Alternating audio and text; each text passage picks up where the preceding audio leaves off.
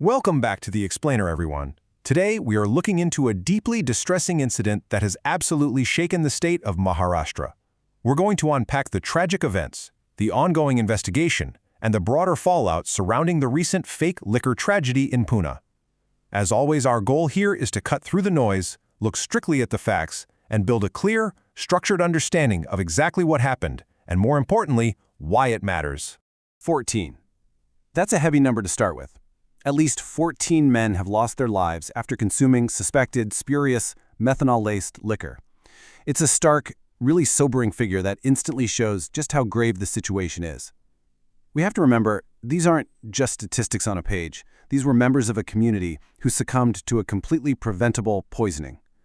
The tragedy has really cast a dark shadow over all the affected neighborhoods. Part 1. The Pune liquor tragedy, tracing the impact. Okay, let's dive right into this and map out exactly where this all went down, because this crisis definitely wasn't confined to just a single street. The heartbreak is really split across two main areas. In the Fujawadi area of Pimpri-Chinchwad, the community was hit incredibly hard, losing 10 people. Then, over in Pune's Hadapsar area, specifically Pandare Mala, 4 other lives were lost. And sadly, we're not totally out of the woods yet. 5 more men who are suspected of consuming the same toxic batch are actually still in a hospital in Pimpri-Chinchwad undergoing treatment right now. To truly grasp the weight of this, we have to look at the victims themselves. This wasn't isolated to just one age demographic. We're talking about men ranging anywhere from 27 all the way up to 64 years old. You've got guys like 27-year-old Biyamana Nagaro, basically with his whole life ahead of him, right alongside older community members like 64-year-old Anand Nikolje. It's just a devastating cross-section of the local population. Moving on to part 2, symptoms of spurious liquor, the medical mechanics. Let's shift gears and look at how this builds, biologically speaking, to understand exactly why this was so incredibly lethal. You've probably heard the term spurious liquor thrown around a lot in the official reports. Basically, that just means illicitly brewed alcohol. But here's the real kicker. Authorities strongly suspect this specific batch was laced with methanol. And methanol is an industrial chemical that is highly toxic to humans. To get absolute confirmation on this, officials have preserved viscera samples and sent them off to the forensic science laboratory to nail down the exact chemical makeup and the precise cause of death. The way this poisoning attacks the body is, frankly, rapid and brutal. Dr. Rajendra Wabble, the dean over at Yashwantrao Chavan Memorial Hospital, broke down the timeline for us. It kicks off with severe respiratory complaints, so major trouble breathing. Then it escalates super fast. You get this intense heaviness in the head, your heartbeat spikes, and finally, the patient goes into a highly critical state, slipping into unconsciousness. Dr. Wabble also shared some specific medical observations that really paint a grim picture of what this substance does. Patients who were brought in were showing signs of severe acidosis, which is basically a dangerous buildup of acid in your bloodstream, along with frothing at the mouth and intense dizziness. So this is a massive public health warning. We aren't just talking about a bad reaction to alcohol here. It's a massive systemic poisoning of the entire body.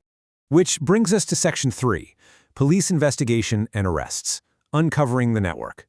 Once the sheer scale of the medical reality became clear, law enforcement had to move incredibly fast to try and rip up this supply chain by its roots. Now, what's really interesting about how this network operated is the different tiers involved. At the street level, you have a guy named Akash Jadhav. Police identified him as the local seller in the Pandore Mala area.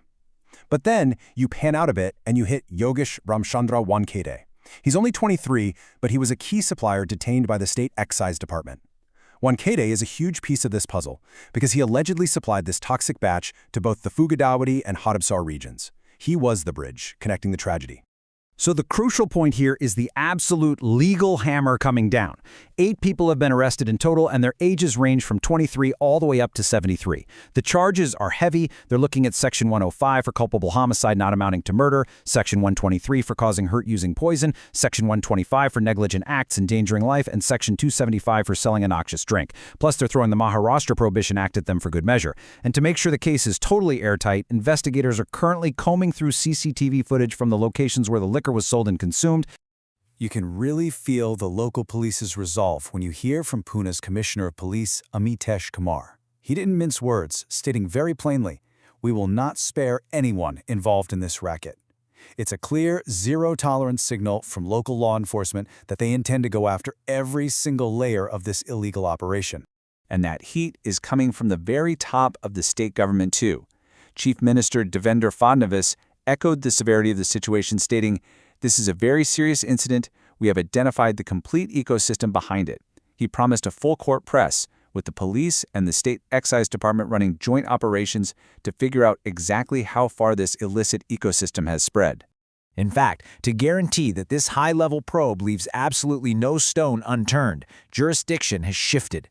The entire investigation has officially been transferred from the local authorities to the Crime Investigation Department, or the CID. That move alone tells you everything you need to know about the sheer scale and complexity of the network they're trying to take down. Let's move into our final part, Section 4, Political and Social Fallout Reacting to the Tragedy. Look, a crisis of this magnitude doesn't just happen in a vacuum. It creates massive shockwaves across the political and social spectrum. Unsurprisingly, this has cracked open a pretty deep political divide. On one hand, you have the government's stance. They are firmly pointing to their joint police and excise crackdowns, arguing that they've identified the illicit ecosystem and are actively dismantling it through these recent arrests. But then, you look at the opposition's claims. Rohit Pawar, an MLA from the NCP-SP, actually took matters into his own hands and publicly destroyed an alleged liquor den in Hadapsar. He's also claimed on social media that the death toll is actually 18, not 14, and he's arguing that this whole disaster exposes an unchecked and corrupt home department. And this brilliantly illustrates the much broader, systemic issue we're dealing with. Yes, arrests are happening, and yes, the CID is on it, but the fact that this massive supply chain exists in the first place is the underlying problem. So I leave you to reflect on this one massive question. How can the deeply rooted ecosystem of the illicit liquor trade be permanently dismantled to prevent future tragedies like this from ever happening again? Thank you so much for joining me for this explainer. Keep asking those tough questions, and I'll catch you in the next one.